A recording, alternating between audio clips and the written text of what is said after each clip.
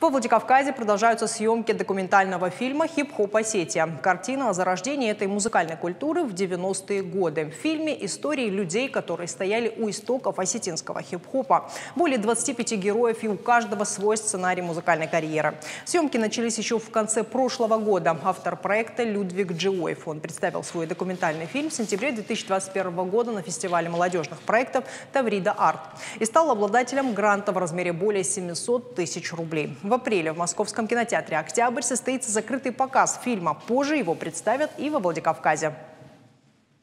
Истории людей, которые стояли у истоков зарождения этой культуры, и люди, которые сейчас продолжают делать эту культуру, расскажут нам о том, как они попали в мир хип-хопа, как они начали этим заниматься.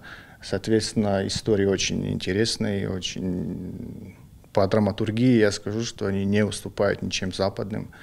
Вот. И это все будет у нас сопровождаться видеоархивами, это у нас будет сопровождаться граффити. В основном средства были потрачены на приобретение техники, но скажу, что фильм далеко вышел за пределы этой суммы, его почти в 2 раза, потому что очень много непредвиденных затрат. Мы делали экспедицию в Москву, мы там снимали наших ребят, у которых не получилось приехать сюда.